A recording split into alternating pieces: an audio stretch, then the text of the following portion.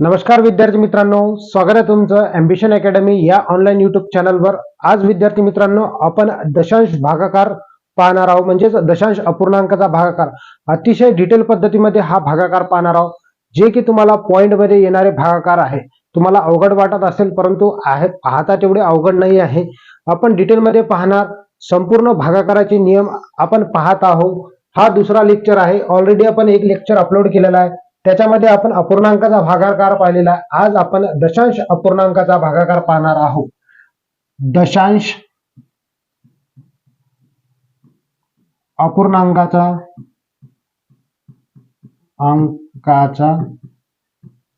भागाकार पाहणार आहोत। दशांश अपूर्णांकाचा भागाकार म्हणजे काय? नियम क्रमांक आपण पहिला पाहणार। मग पहा, जसं की एक उदाहरण दिलं मी, 1.2 छेदात 10 आहे। पहिलं उदाहरण आहे 1.2 छेदात 10 बरोबर किती, अशा पद्धतीचं उदाहरण जर असेल तर आपल्याला काय करायचं आहे? पॉइंटचा विचार करायचा नाही। सर्वप्रथम तर तुम्हाला पॉइंटचा विचार बिलकुलही करायचा नाही आहे। गुणाकार असेल, भागाकार असेल, याच्यामध्ये पॉइंटचा विचार कधीच करायचा नाही। मग करायचं काय आपल्याला? तर याला आपण 12 समजणार। पहा, याला आपण किती समजणार? 12। ओके, आणि छेदात किती आहे? 10। एवढं कळालं तुम्हाला? मी पॉइंटचा विचार केला नाही, मी याला 12 लिहिलं, छेदात लिहिले 10। आता काय करायचं आहे? पॉइंट नंतर एक अंक अंशात आहे, छेदात नाही। मग आपण याला काय करायचं आहे? पॉइंट नंतर एक अंक आहे तर एक शून्य छेदात वाढवायचं आहे। अंशात असेल तर छेदात वाढवायचे, छेदात असेल तर अंशात वाढवायचे। मग आपण नियम क्रमांक पहिल्यावर गेलो। आपण पहिल्यांदा तो व्हिडिओ पहा। आपण याच्यापूर्वी एक भागाकाराच्या नियमाचा व्हिडिओ अपलोड केलेला आहे। डिटेल पद्धतीमध्ये आपण अपूर्णांकाचा भागाकार पाहिला। आता हे अपूर्णांकाच्या भागाकारावर आले आपण। आता याला सोडवायचं कसं? हे लिहिले आपण 12 या दोन शून्यासाठी। आता उरलं किती? 1 पॉइंट द्यायचा आणि शून्य वाढवायचा, म्हणजे 0.12 हे आपल्या प्रश्नाचं उत्तर असेल। जर आपल्याला असं करायचं आहे, 1.385 छेदात 10 दिले, ह्याला काय करायचं आहे? मग ह्या प्रश्नाला सोडवण्याकरिता आपण काय करायचं? पॉइंटचा विचार बिलकुलही करायचा नाही। पॉइंटचा विचार करायचा नाही तर मग काय करायचं? तर याला मी समजतो 13.85 छेदात जे आहे 10 आहे। आता पॉइंट नंतर 3 अंक वर आहे ना, मग खाली 3 शून्य वाढवायचे आहे आपल्याला। क्लिअर आहे? मग या प्रश्नाचं उत्तर कसं येईल? आता पहा, आपण त्या नियमापासून छेदात 10, 100, 1000 याप्रमाणे करणे, म्हणून म्हटलं की तो व्हिडिओ अतिशय इम्पॉर्टंट आहे। याच्यापूर्वी आपण भाग क्रमांक पहिला टाकलेला आहे, भागाकाराचे नियम। त्याच्यामध्ये आपण अपूर्णांकाचा भागाकार पाहिलेला आहे, आडव्या पद्धतीचा भागाकार आहे। अपूर्णांकाचा भागाकार एकदा तुम्हाला क्लिअर झाला की हे समजून जाते सहज पद्धतीनं, तोही व्हिडिओ पाहून घ्या। मग पहा, इथं आपण याला 13.85 समजलं। भागितलं, अजून आपण काही भागलं का? नाही, फक्त आपण काय करायला लागलो? संख्याच मांडायला लागलो। पहा, मग इथं काय आहे? 4 शून्य आहे, म्हणजे ते 4 संख्या इथे झाल्या। मग इथं काय करायचं? एक साठी पॉईंट वाढवायचा आणि शून्य द्यायचं, बस हे आपल्या प्रश्नाचं उत्तर असेल। समोरच्या उदाहरणाकडे जाऊ, म्हणजे 1-2 टाईपची उदाहरणं पाहिली आपण अशीच, तर तुम्हाला सहज समजून जाईल। जर मी अशी संख्या दिली, छेदात 100 दिले, आता या प्रश्नाला सोडवायचं कसं? 45.50 छेदात 100, मग विचारच नाही करायचा आपल्याला त्या संख्येचा। मग काय करणार आपण इथं?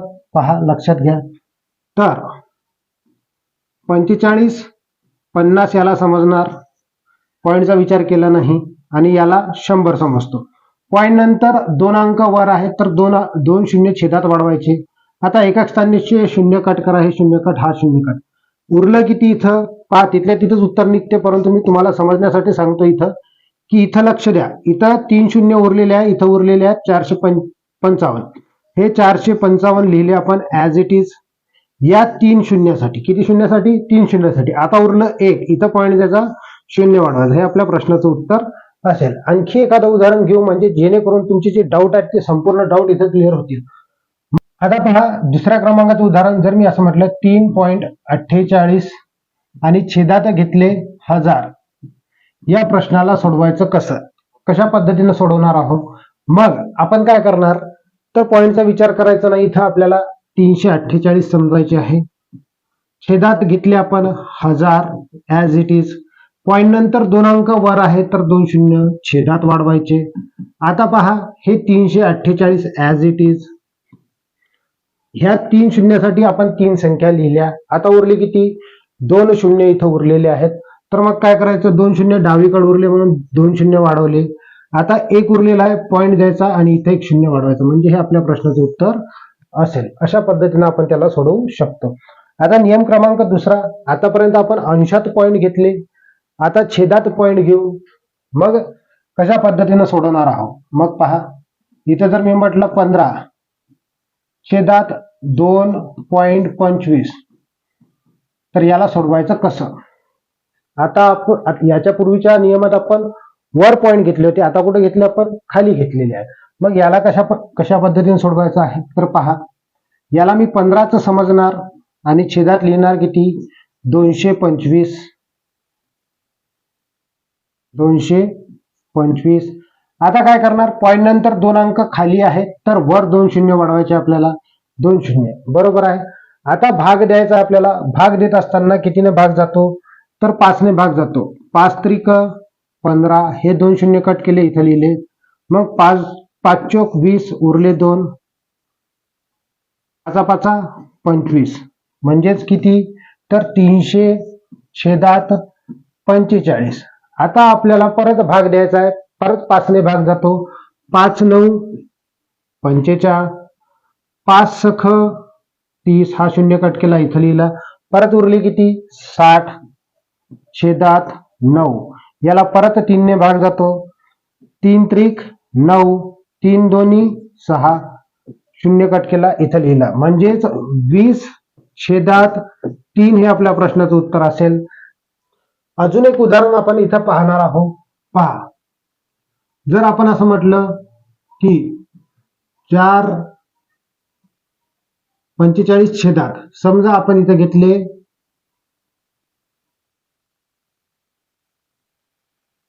4.500. 45 छेदात 4.500. तर याला सोडवायचं कसं? तर काय करणार आहोत विद्यार्थी मित्रांनो? आपण याला आपण पॉईंटचा विचार करणार नाही.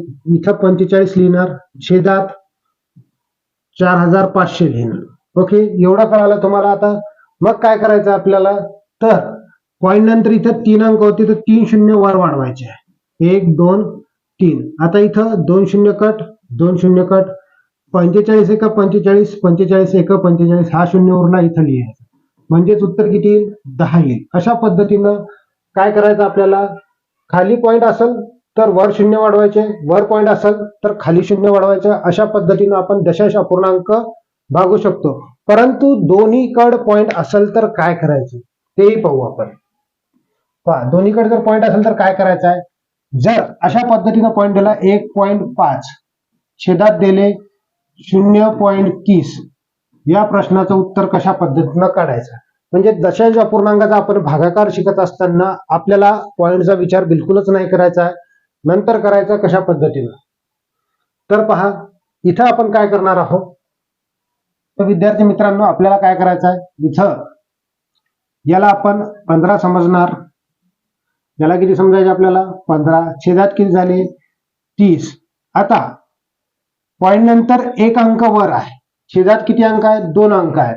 म्हणजे याचा बॅलन्स बरोबर आहे का? नाही. तर बॅलन्स बरोबर करण्यासाठी आपल्याला 1 शून्य वर वाढवावं लागेल. म्हणजे तो 2 अंक होईल आहे की नाही? मग इथं काय करायचं? 0 0 वाढवला. 30 1 30. 30 सख 150. म्हणजे 6 हे आपल्या प्रश्नाचं उत्तर असेल. आणखी एक उदाहरण घेऊ. म्हणजेच 0.75 छेदात 0.225 बरोबर किती? अशा पद्धतीचा प्रश्न आहे. मग काय करणार आपण? तर याला मी 75 समजणार आणि याला 225 समजणार. क्लिअर आहे इथपर्यंत? मग पॉइंट नंतर किती अंक वर आहेत? 2.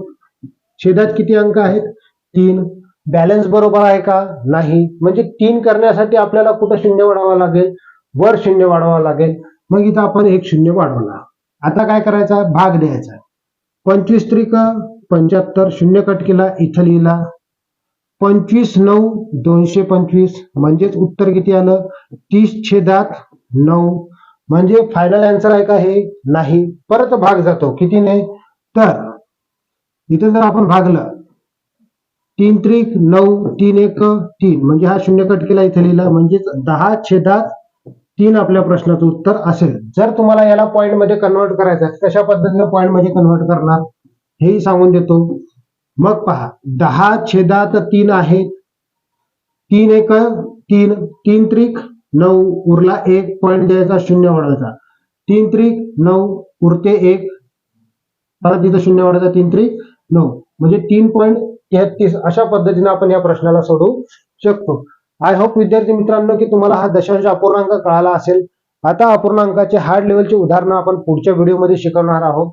म्हणजेच जसं की हे छेद आहे आणि छेदाला छेद आणि त्यालाही छेद असेल, काही असो, अशा पद्धतीचं कोणते उदाहरण असो तेही तुम्हाला उदाहरणं सोडवता आली पाहिजे. म्हणून आपण पार्ट 3 लवकरच घेऊन येणार. भेटूया आपण समोरच्या व्हिडिओमध्ये लवकरात लवकर अशाच पद्धतीचे भागाकार घेऊन. म्हणजेच कसं तर आपल्याला स्पर्धा परीक्षेमध्ये डिटेलमध्ये आपल्याला अभ्यास करावा लागते, भागाकाराचे नियम आले पाहिजे, म्हणून डिटेलमध्ये आपण हे संपूर्ण व्हिडिओ टाकणार आहोत. भेटूया आपण समोरच्या व्हिडिओमध्ये. धन्यवाद.